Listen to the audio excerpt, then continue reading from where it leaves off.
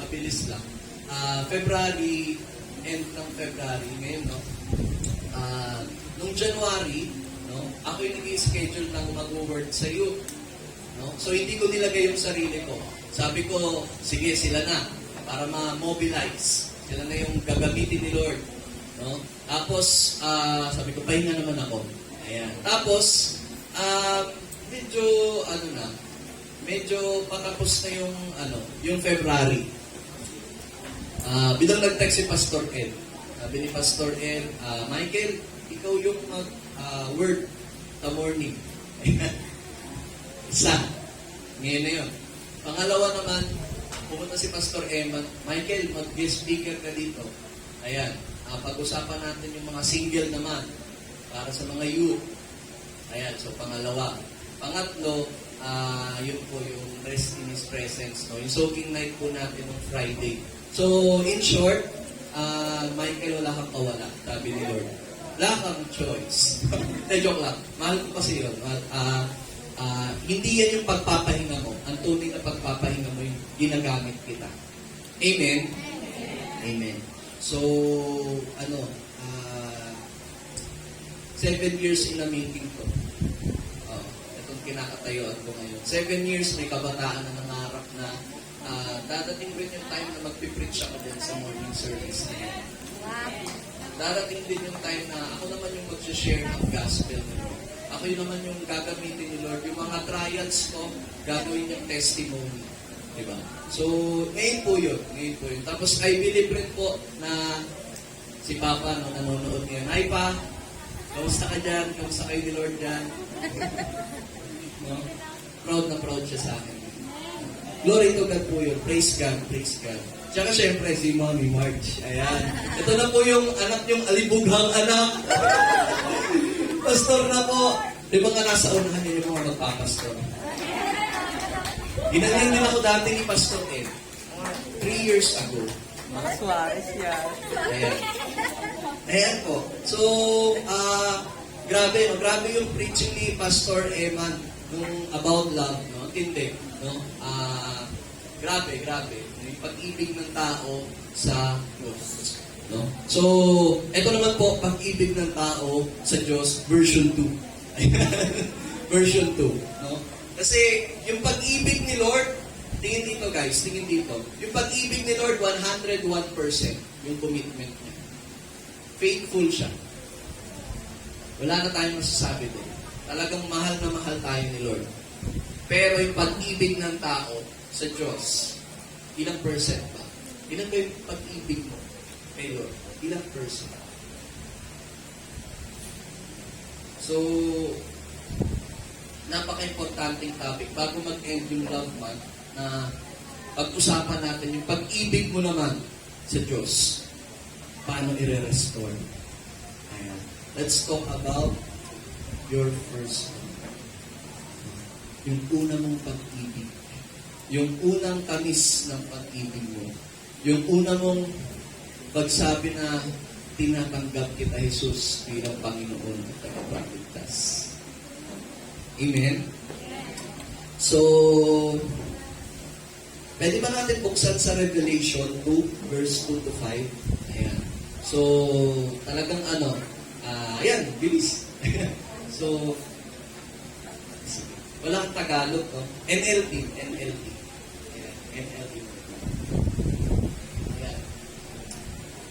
Ayan, okay. So, verse 2, Revelation 2, verse 2, I know all the things you do, and I have seen your hard work. Nakita ni Lord lahat ng pagod mo para sa ministry, para sa pamilya mo. No? And your patient endurance. I know you don't tolerate evil people. No? Hindi ka, nagjo-join sa mga masasamang tao. You have examined the things of those who say they are apostle but are not. Alam mo, yung doctrine mo maayos. No? Founded ni Lord. No? Alam mo na, di ba? Ayan. So you have discovered they are liars. Okay, verse 3. You have patiently suffered for me without quitting. Hindi ka nag-quit kay Lord. Hindi ka nag-quit kay Lord. alam mo yun, Lord, sige, go lang. Hindi ako magkukwit sa'yo. No? Para sa'yo to. Or, but I have this complaint against you. Pero may reklamo sa'yo si Lord. Nag-hard work ka. Ginawa mo lahat. Pero may complaint sa'yo si Lord. You don't love me or each other as you did at first. Mas maganda sa Tagalog. Yeah. Sakit.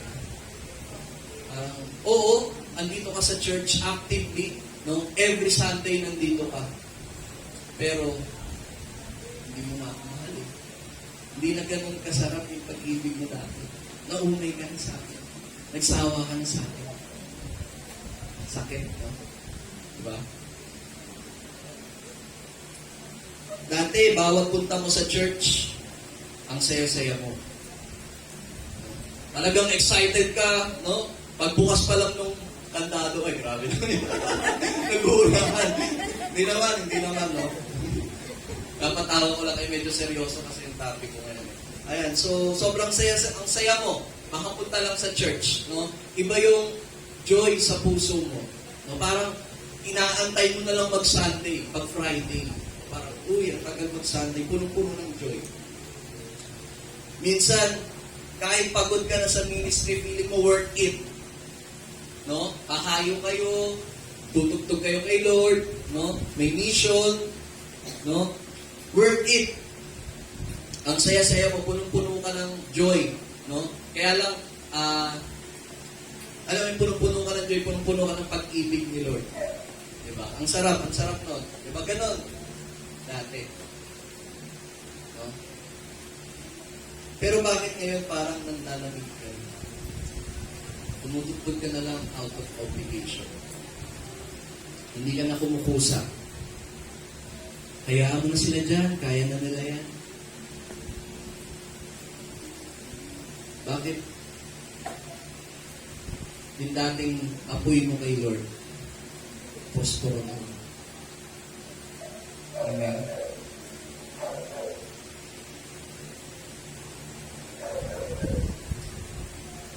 Alam niyo yung kanta ni Moira? Paubaya. Si Lord na lang ba yung laging magpapaubaya? Si Lord na lang ba yung laging makikisama, mag-a-adjust? Lord, naiintindihan mo naman ako eh. Mahal naman kita eh. Diba? Yun yung sad, no? Ito pa yung linya dun sa kanta ni Moira. Kung napakinggan niyo yung kanta ni Moira, ewan ko pero parang si Lord yung nagsasabi sa akin. Ang sakit-sakit. No? Ito yung linya na parang nasaktan ko. Ako ang kailangan. Pero hindi ako mahal. Ako ang kailangan. Pero hindi ako mahal.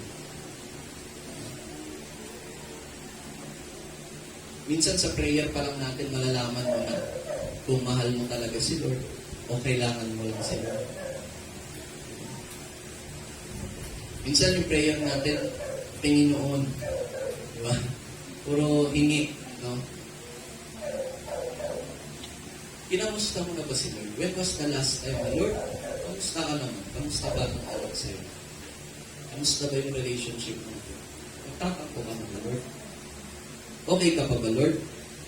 Sakit ba, Lord, na maging anak mo ko? Diba?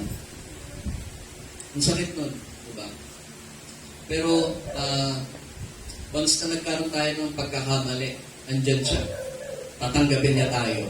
No? Andyan siya para, alam mo yun, to give us peace. No? Parang hindi siya marunong magtampo eh. Si Lord, hindi marunong magtampo. Once na nangailangan ka, andyan na siya. Ito na ako na. Malikod ka lang eh. Diba? Ikaw lang yung lumayo sa akin. Diba? So, ang sakit lang. Diba? So, ayan. Masyadong seryoso. Ayan, sige. So, bakit natin nakakalimutan ng una nating pag-ibig? Meron akong 4 na puntos. Bakit natin nakakalimutan ng una ng pag-ibig? yung pag-ibig natin sa Lord, na napaka-importante. Amen? Ba't napaka-importante ng pag-ibig natin kay Lord? Yung first love natin. Di ba sa 1 John 4, sabi doon, God is love. Amen? Amen. So, kung God is love, kung wala ka kay Lord, hindi mo matututunan umibig. No? Hindi mo matututunan na mahalin yung kapwa mo, yung partner mo. No? Kasi siya yung source ng pag-ibig. Apart from Him, no? Hindi mo matututunan umibig. So, kung kinakalimutan mo yung first love mo, no? Kinakalimutan mo rin kung paano umibig. Amen? Amen? Ayan. So, ang unang-unang point is blessing. Blessing. No? Remember, humingi ka ng trabaho kay Lord. Remember, humingi ka ng grace kay Lord. Humingi ka ng laptop kay Lord. Diba? Naalala mo ba yun? Humingi ka ng marami kang hiningi kay Lord. Tapos binigay niya, ang saya-saya mo. Tuwang-tuwa si Lord. Thank you, Lord. Thank you, Lord. Ganun ka lang, ganun, di ba? Grabe ka, Lord. Di ba? Testimony ko pa dito sa harapan. No? Pero after nun, no? O minsan, after ibigay ni Lord yung trabaho, yan ang sakto trabaho eh. Busy sa work, pahinga naman muna. Family first. Papahinga muna ako. Rest muna ako, Lord. Naiintindihan mo naman ako, Lord. Galit na galit si Pastor Edlen. Naiintindihan mo ako ni Lord. Huwag mong sasabihin kay Pastor Edlen, no? Baka sa patusin. No? So, huwag mong, naiintindihan naman ako ni Lord, no? Oo, naiintindihan ka ni Lord, pero hanggang kailan mag-a-adjust sa'yo si Lord? Diba? Two-way relationship to. Hindi pwedeng si Lord lang ang nagmamahal sa'yo. Tapos ikaw, diba? Ayan. Ginagawa ba natin ATM machine si Lord? Lord, pengin yan. Lord, malaki yung sahod ko, Lord. Diba? So, breakthrough, no? Maraming binigay na breakthrough si Lord. Ayaw ni Lord na buntot ka. Gusto niya head ka sa trabaho mo, sa school mo. Gusto niya nag-stand out ka. Kasi anak ka niya eh. What's the binigay niya yan? Ako na yung magaling. So, minsan parang yung blessing ba talaga? Yung blessing ba talaga? Hindi ako sanay, puro seryoso yung katingin sa akin. Ay, yung blessing ba talaga? Bakit ko tinatanong yan? Bakit? Kasi yung blessing, hindi lang naman si Lord ang may kayang magbigay niya. Even si Satan, kayang ibigay sa'yo yung blessing. No? Ayan. So, bakit kayang ibigay ni Satan yung blessing sa'yo? Naalala nyo nung tinetempt si Jesus, ni Satan. Pinakita ni Satan lahat yung view. No? Nag-top view siya. Nakita niya lahat ng nakita niya yung paligid. Sabi ni Satan, lumuhod ka sa akin, ibibigay ko sa iyo yan. That time, hindi pwedeng magsinungaling si Satan kay Jesus. Kasi all-knowing si Jesus. Amen? All-knowing si Jesus. Paano siya magsisinungaling? Ibig sabihin, that time, na may Satan talaga. No? Binigay kasi ng tao kay Satan yung authority dito sa mundo. Medyo malalim. So, may kakayahan talaga si Satan na i-bless ka. So, check out. Tignan mo maigi. Be careful. No? Kung meron kang blessing na natatanggap, tignan mo maigi kung para ba kay Lord talaga. No? Kung nilalapit ka niyan kay Lord, para kay Lord yan. No? Pero kung nilalayo ka ng blessing, hindi galing kay Lord yan. Ingat ka. No? Darating na lang yung araw na nagtatites ka na lang. Darating na lang yung araw na family first na lang. Diba? Pag binigay ni Lord yung gusto mo, yung crush mo. Diba? Kinalimutan mo na siya. Diba? Yung feelings na lang ng ibang tao, yung iniisip. How about yung feelings ni Lord? Amen? So, maging sensitive din po tayo. No? Kumbaga, huwag mong kakalimutan yung source mo. In Matthew 6:33, ito yung secret. No? Ito talaga yung secret. No? Para yung blessing talagang galing kay Lord. No? Na you are highly favored. Bakit punong-puno ka ng pabor sa Lord? Parang favorite ka ni Lord. Ayan. So Matthew 6:33, seek the kingdom of God above all else and live righteously and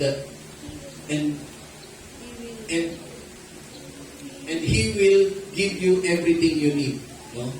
So, hayaan mo daw na unahin mo yung kingdom niya at pagharian ka ng Diyos.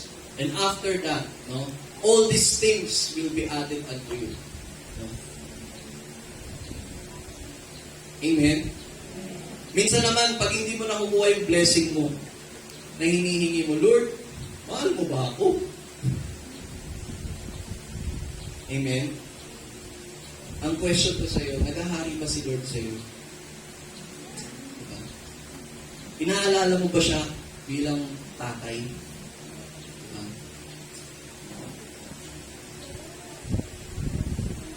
Masakit yun. No? Na kailangan mo lang siya, pero hindi mo siya mahal. Diba? Sakit. Diba? So, ang gusto ni Lord, no? Eto, that's the secret. Unahin mo si Lord. Iba kasi yung pabor. Pag inuuna mo si Lord. No? Remember paano mag-pray si Moises? Lord, wag mo naman kalimutan lahat ng ginawa ko para sa iyo. Lord, wag mo naman pabayaan itong mga matitikas na ulong Israelitang to. Bakit ganun siya mag-pray? Diba? Parang kinukulit mo si Lord, parang wala siyang galang kay Lord. No? Bakit ginagawa ni Alam niya kasi yung authority niya. Alam niya. No? Alam niya. Kasi inuuna niya si Lord. Iba yung pabor. Siyempre si Lord makikinig. Mahal niya si Moises. Diba? So, tayo, unahin mo si Lord. No? Ibalik mo yung first love mo. Amen? And blessing, hindi mo po problemahin.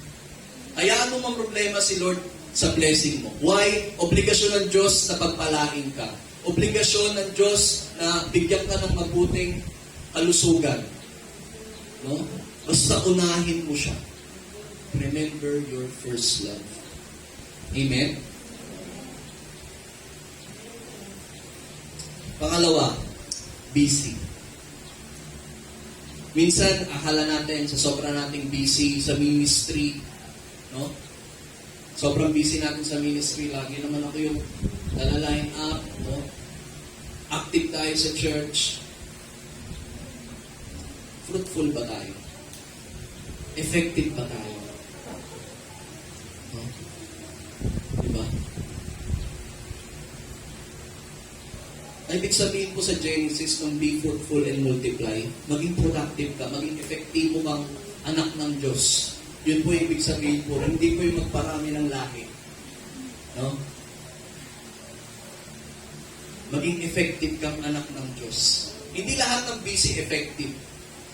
Yung iba, ang dami lang talagang ginagawa. Parang si Martha. Ayan, magandang sample. Si Martha sobrang busy nung nandun si Jesus. Si Jesus Christ, si Lord. No? Pero nung si Mary, nakaluhod lang siya doon. Why? Alam kasi ni Mary yung pinaka-importante. Alam niya yung priority niya, which is makasama niya si Jesus. Kasi alam niya, no, na hindi niya laging kasama si Lord. Diba? So, you must know your priority. No? Minsan sa sobrang busy natin, diba? Adulting. Family first. May mga anak ako Saka na lang, mga youth na lang yung magpapagamit. That's why, namang problema ka, babalik ako sa blessing. Kaya ka na problema kasi hindi mo inuuna si Lord. Pag inuuna mo si Lord, hahabulin ka ng blessing. Amen? Wala ka ng time sa akin. Sabi ni Lord. Di ba pag sa jowa mo, sa partner mo, sakit pakinggan. Wala ka ng time sa akin. Diba? Hindi mo na ako naiisip. Amen. Actually, pwede akong magpatawa-patawa dito, ano kayo, no? Pero ito talaga yung gusto ni Lord sabihin. Ibalik mo, i-restore mo yung pag-ibig niya. No? Kasi yun yung pinaka-importante sa lahat. Walang kwenta yung pagpunta mo dito ng ilang taon kung hindi mo nararanasan yung pag-ibig niya araw-araw. Kung hindi mo yung sinasabuhay yung pag-ibig niya araw-araw. No?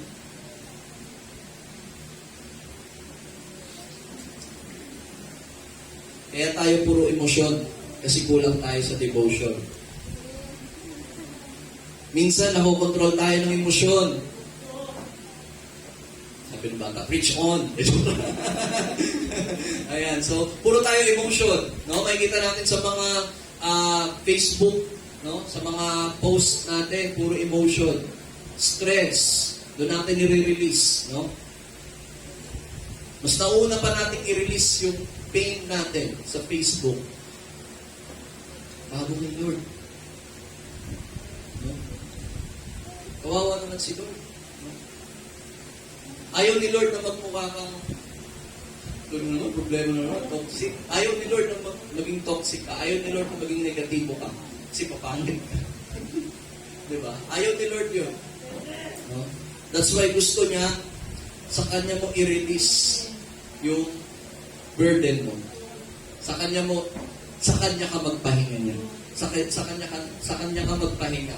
Rest in His presence. Kagaya ng ginawa natin ng Friday. Grabe lang si Lord. No? Talagang sinigaw ko lahat kay Lord, lahat ng burden, lahat ng worry ko, lahat ng alam mo yun, pag may mga pangit na nararanasan ka ngayon, parang minsan sinisisi mo sarili mo. Diba?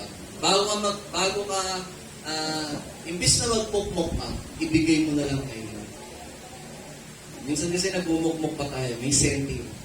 Siguro, mga bandang gabi, sige, senti mo. May schedule, no? Sige, Lord, senti mo na. Isigaw mo kay Lord. Ibigay mo kay Lord yung burden. Kasi ayaw niya may dadalahan ka. Amen?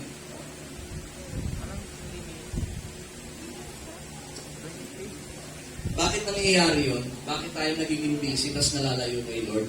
Kasi nakakalimutan natin yung ginawa niya. Yung goodness ng Panginoon. No? So, grabe. No? Minsan kasi, pwede ka naman pagpalain ni Lord. No? May dalawang klase ng prosperity. Sariling sikap mo. Pagpapalain ka ni Lord, bakit? Yung ulan, binigay niya sa masama at sa mabuti. Amen? Pwede kang yumaman. No? Pwede kang maging successful, sariling sikap. No? Pero ang ending, masaya ka ba? Fulfillment pa. Nagawa mo ba yung purpose mo? Diba? Parang malungkot sa taas, sabi ng iba. No? Pero, bakit malungkot? Wala kasing Lord. Pero kung may Lord ka, nagtulungan kayo, mas magaan. No? Ito naman yung isang blessing, isang prosperity. No? Pagkasama mo si Lord, yung 100% na effort mo, tapos yung effort ni Lord, 200% yun. So, mas matindi yun. Amen? Tsaka iba yung galaw mo pag may Lord ka. Ang dali, ang gaan. No? Parang siya yung nag-guide sa'yo, parang siya yung nagsasalita sa'yo, ginagamit lang yung katawan mo. No? Ibang-iba. No? So, dapat, doon tayo sa isa. No? Pwede rin naman yung isa, it's up to you. Pero mas maganda yung isa, no? Na join kayo ni Lord. No? Magkasama kayo.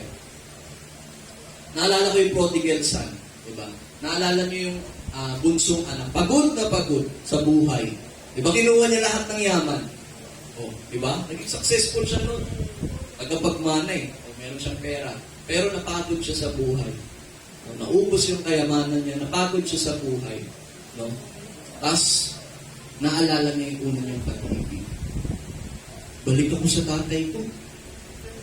No? Balik ako sa tatay ko. Nakakapagod yung ganitong buhay. Diba? Naaawa siya sa sarili niya. Ganun na ganun tayo eh. Pag nagiging busy tayo, tapos nakakalimutan natin si Lord. Feeling mo kawawa ka eh. Feeling mo hopeless ka. Feeling mo mahina ka. No? Pero pag kasama mo si Lord, kahit mahina ka, feeling mo strong ka. No? Kahit financial problem ka, feeling mo mayaman ka, God will provide. No? Kasi kumikilos yung faith mo.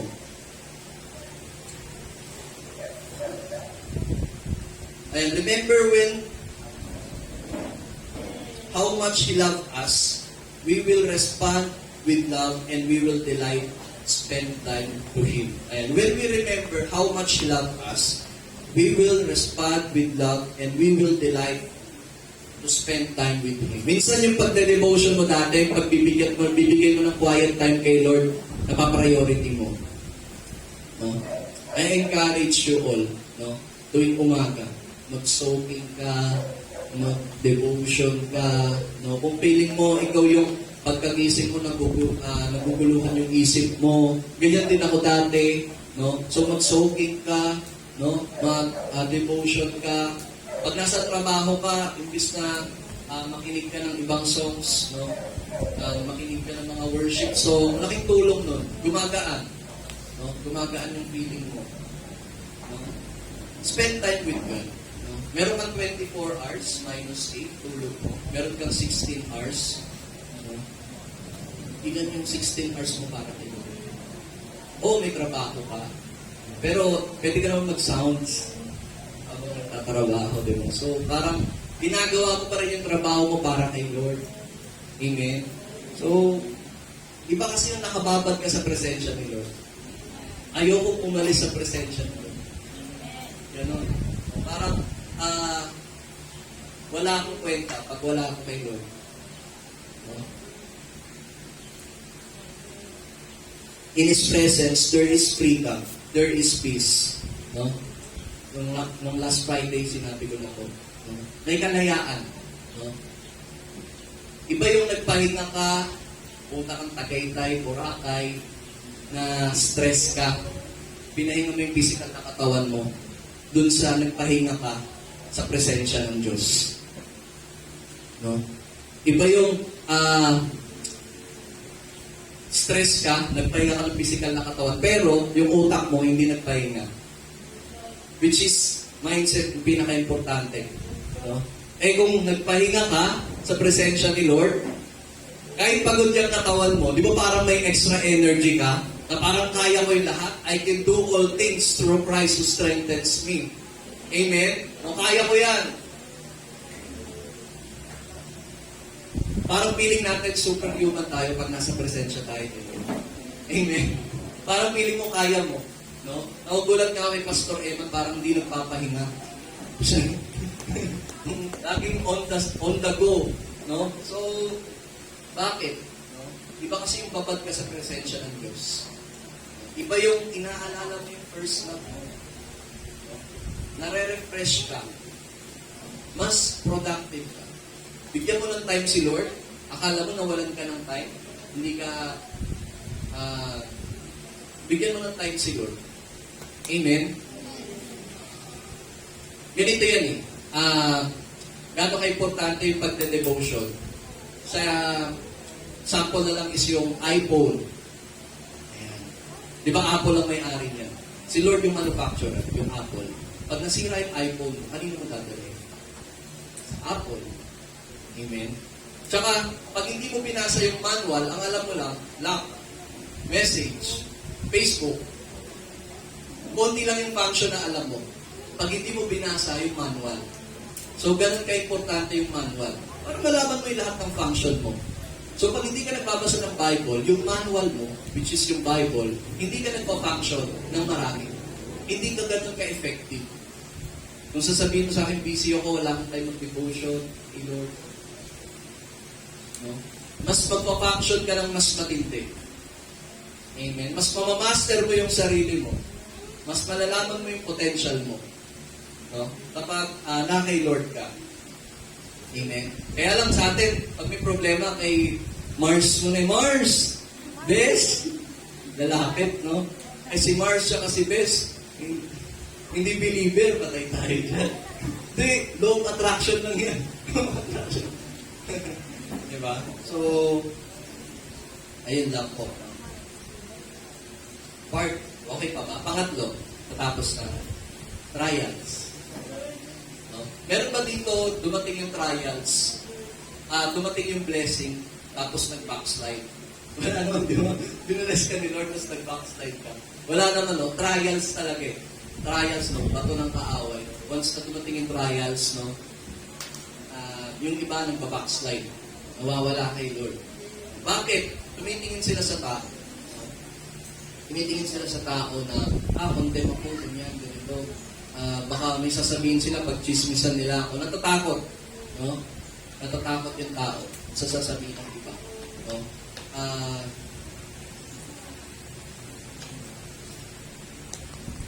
Yun, mahirap siya. No? Naalala ko lang yung dati. No? Kung tinignan ko yung ginawa ko dati, no? Muntik na akong makulong sa Holy Cross, sa barangay. No? Kung wala si Mami, wow, to the Savior. Kung wala si Mami, talagang gulong-gulong ko noon, condemn ako sa sarili ko. Alam niyo, yung mga nagwawala ako noon. No? Talagang alimugang anak ako. No? So, kung ikaw, may chance ka pa. Sabi sa tabi mo, may chance ka pa. No? So, dumating yung time na yun, talagang grabing trials. No? Talagang, feeling ko hindi ako makabangon. Parang, condemn ako. Hindi ako makatingin sa mata ng tao. Parang nakayuko lang ako lagi. So, ano yung ginawa ko nun? Inalala ko lang yung pag-ibig nila. Huwag mo nang tignan yung sasabihin ng ibang tao. May sasabihin sa'yo. Pero, pag tinignan mo yung pag-ibig ni Lord, tingin ng tao sa'yo, duwag, mahina, walang silbi. Pero tignan mo kung paano ka tignan ng Diyos. Yun yung pinaka-importante. Tignan mo kung paano ka gagamitin ni Lord. No? Kung that time sumuko ko, wala kayong speaker ngayon. Walang magpipreach ngayon. No? Baka si Mami March. Ayan. So, di ba? No? Huwag mong tignan yung trials as, alam mo yun, pabigat. No? Palo sa'yo ni Lord. No? Sino dito yung napatanong na mahal ba ako ni Lord? Mahal ba ako ni Lord? Kasi kung para akong binugbog ng trials kaliwat kanan, harap likod. No? Parang ang bigat-bigat, no? Nakaka-bless yung mga taong pag sobrang dami ng problema, ang mindset is magsimba. Nakakatuwa yan. Para talaga yun sa church. No? Yung masolve yung problema. Yan talaga yung trabaho ng church. No? So, meron ba dito? Yung talagang, Lord, mahal mo ba ako? Ako. Sabi ko yan. No? Maging honest tayo. No? Diba parang, Lord, grabe naman ko. Bakit mo inaalaw ko, Lord? Diba? Papatanong ka. Your problem is the sign that God will use you. Hindi ka bibigyan ng problema ng kaaway kung hindi ka gagamitin ni Lord. No? Sino yung nagbibigay ng problema? Yung kaaway. Ibig sabihin, no? Gagamitin ka ni Lord. Banta ka sa Kanya. Pag wala kang problema, magtaka ka. Ibig sabihin, hindi ka threat sa kaaway. Ibig sabihin, hindi ka nagpapagamit kay Lord. Kakampi kita, di mo na kita disturbuhin. Yung kalaban natin, tatalunin natin. No? Ang point ko is kung gaano kalaki yung problema mo, ganun ka rin paano gamitin ng Diyos. Kung matindi yung pinagdadaanan mo ngayon, darating yung time yung breakthrough mo, ikaw naman yung gagamitin ni Lord ng matindi. Magiging, yung test mo, magiging testimony. No? Ibabangon ka ni Lord. Remember, the God of Abraham, the God of Isaac, the God of Jacob. Bakit Jacob? Hindi God of Israel. Jacob is deceiver. Masama.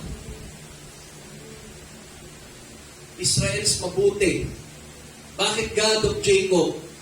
You know, kahit nasa weakness ka, kahit kinalikuran mo si Lord, kahit hindi ka faithful kay Lord, kahit hindi mo siya mahal, He is faithful. Bibigyan ka niya ng second chance.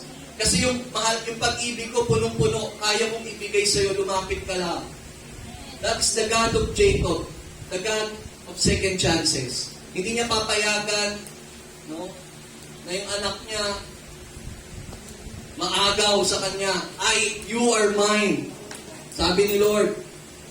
And right now, no, gusto kong sabihin sa iyo ni Lord ngayon, you are mine. Wala kang kawala sa pag-ibig ko. I am love. No, nasa loob kita. Sabi ni Pastor Emma, the earth is my footstool. Nasa loob ka, Lord. Wala kang kawala. Amen? What the enemy will use to hurt you, God will use to prosper you. Amen?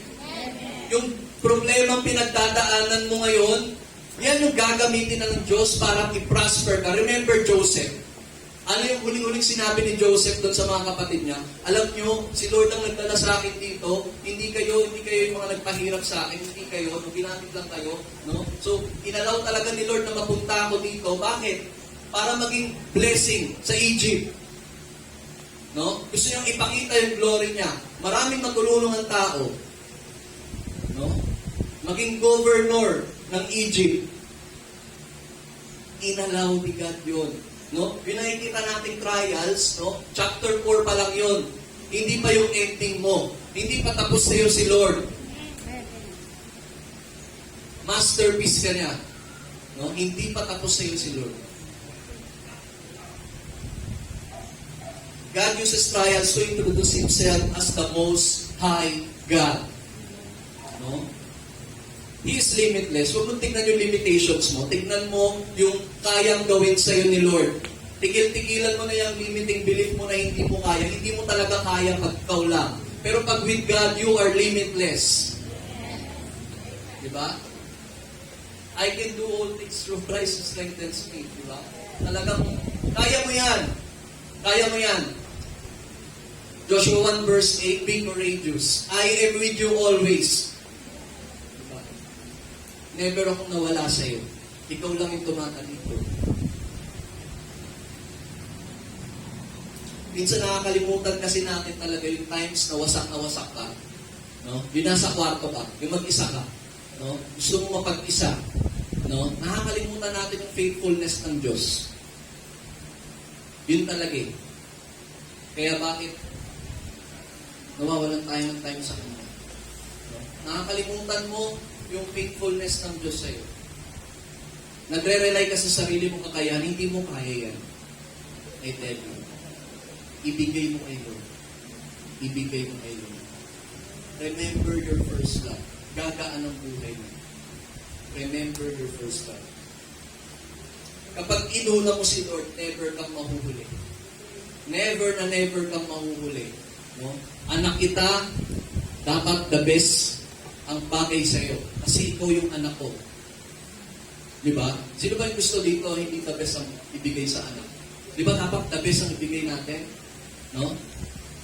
Kaya nga ako, kahit wala pa akong anak, nag-i-invest na.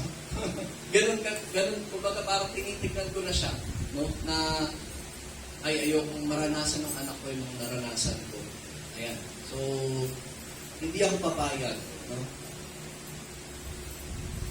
So, ayan. Nawala na yung tamis at kilig sa ministry. Diba? So, parang busy ka sa ministry, pero minsan, papatigilin ka ni Lord eh. Nagkaroon ka naman ng time sa akin. No? Yung ministry kasi natin dito, hindi po talaga ito yung ministry na nasa Bible. Ang ministry po talaga is ministry of reconciliation. No? Yung iwin yung tao, no? Ibaba yung langit dito sa lupa, maranasan yung langit dito sa lupa. Yun po yung tunay na ministry. Yung pagkanta-kanta po natin. Si David po nagpauso na yan. Inventor. Si David po talaga ang nag-ano yan. No? So, ibalik natin, guys. No? Have time with God. Yung time na ibibigay mo kay God, no? Masisave mo yung 5 years na suffering. No? Magiging efficient ka. Amen? And lastly, passion. Ito yung nawala. Passion. Na-burn out ka, nawala ka na kay Lord.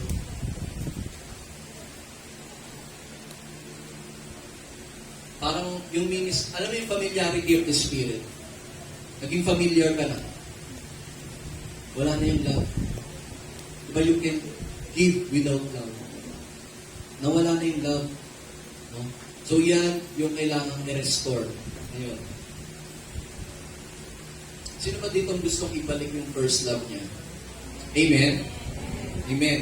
Ayan. So, sabi dito sa Matthew 5, verse 6, blessed are those.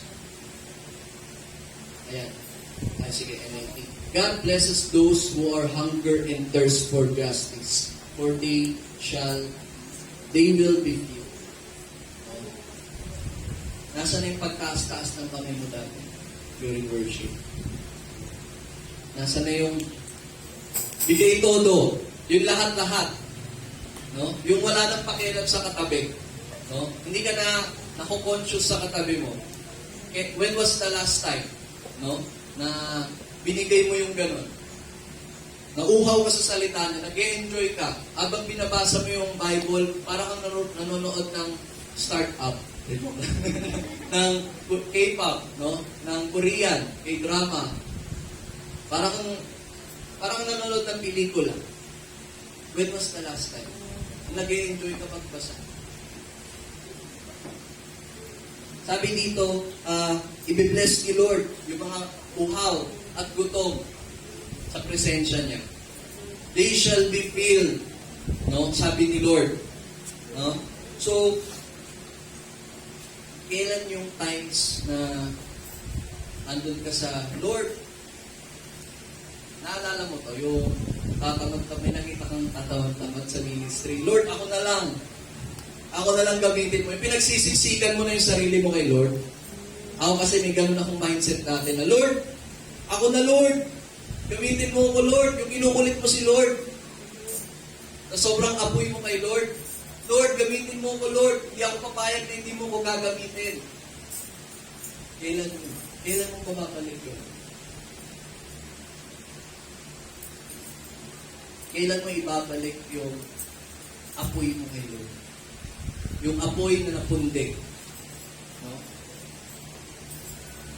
I am the light of this world. Sabi ni Lord. It's the source. Kailangan mong bumalik. No? Kailangan mong mag-focus ulit kay Lord. Ang sakit-sakit kaya yung mga efforts mo hindi na-appreciate. Ganun si Lord. Yes, He continue na pagpalain ka. Pero, nakakalimutan si Lord. Diba? Pagkagising mo sa umaga, Facebook agad tinitingnan mo, Messenger. Inaantay mo yung good morning. Diba? Hindi ka man ng good morning kay Lord. Diba? Tapos pag dumating yung trials, no? Siya yung lapitan, siya yung sumbungan mo. Parang ang unfair. Ang unfair lang.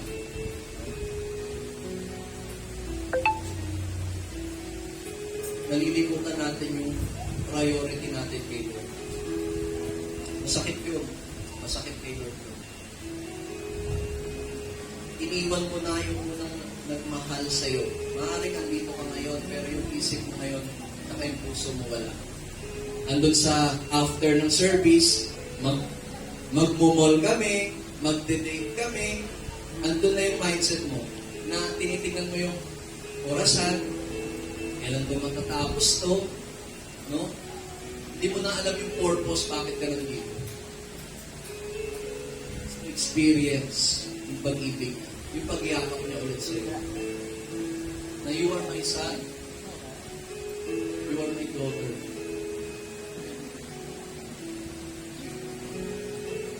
Pero kahit nagkulang tayo sa Kanya, hindi yun mababago. Hindi mababago ang isip ni Lord. Kahit anong gawin mo sa Kanya, hindi mo mababago yung isip ni Lord. Anak kita, never mababago yung isip ko sa'yo. Aayusin lang kita. Hindi papayag si Lord na may snatch ka pa sa kaaway. Papahamak ka. Importante ka sa Kanya.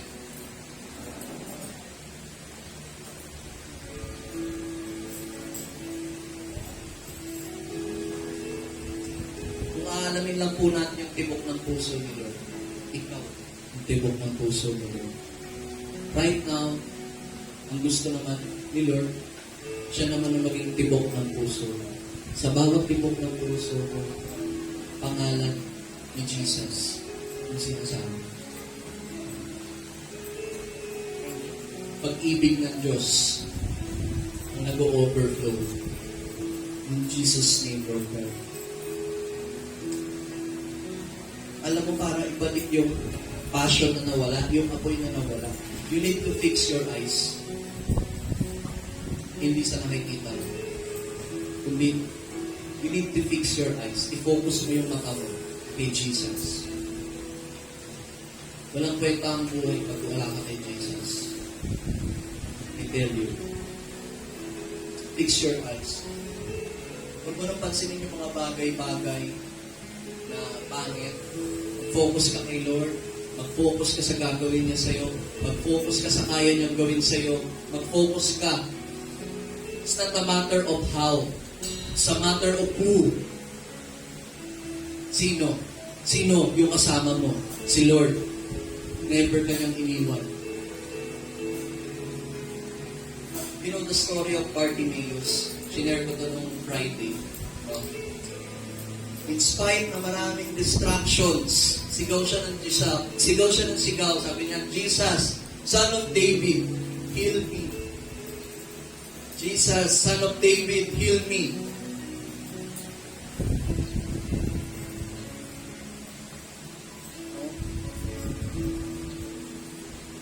Bakit ganun katindi si Bartimaeus? Simple lang, nakafocus siya sa kayang gawin ni Jesus Christ sa kanya. No? Diba sabi ni God, sabi ni Jesus, you have trouble many things in this world, but take heart, I have overcome the world. He overcome the world. Sabi sa kanta kanina, it is finished. Sa tuwing nirereklamo mo kay Lord, iniisip mo yung problema mo, iniisip mo yung blessing, napaka-busy mo, wala ka ng passion. Sabi sa iyo ni Lord, it is finished. Please, mahalin mo ko.